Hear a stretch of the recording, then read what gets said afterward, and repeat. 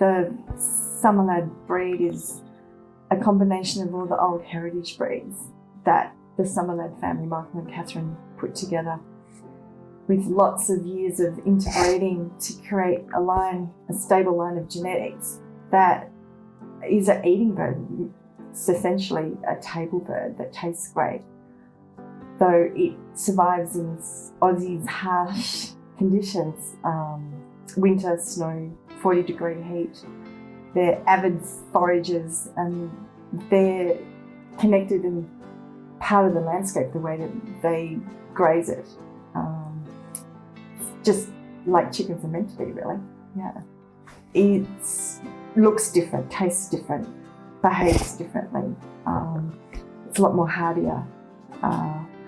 We grow them out longer, so the white bird has a shorter lifespan than the heritage bird, and it's just more suited to its environment. Is the fundamental thing. Yeah. So it's very rare what we're doing. So we have the breeders on farm. So Brian's in charge of incubating and looking after the hatching side of things. Mother hen. So we collect eggs every day from our breeders and we store them in an egg house. They're hatched out, and as day olds we take them up out into the paddock and we brood our day olds out where the chickens are eventually going to be foraging. So there's no double handling. Within 10 days they have access to grass. They're still under heat and to mimicking mum and being in the nest until they can regulate their own temperature.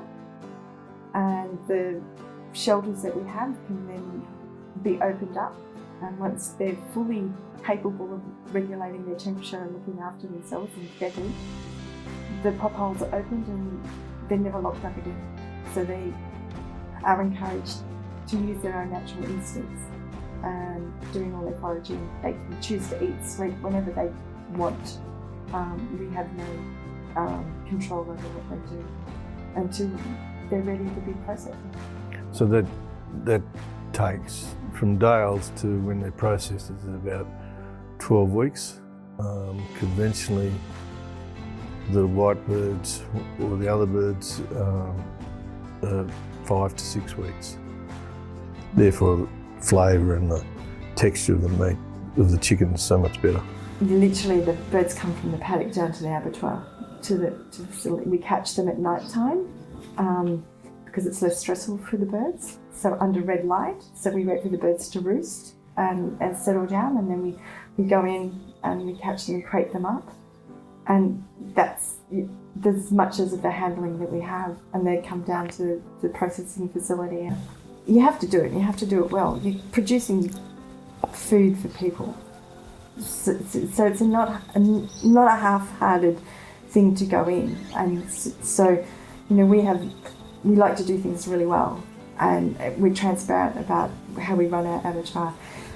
And I think that's important because the quality of the birds that come out the other end are really good. But when we're creating food for human consumption, it's important that it's done well and humanely. That there's a connection between all of the energy spaces that create a healthy landscape, that they're all talking to each other. Yeah. That includes us as the human beings part of it, to the animals that we look after, and to the grasses that they eat, to the soils that feed the grasses. It's a full circle that needs to be recognised and respected, I think.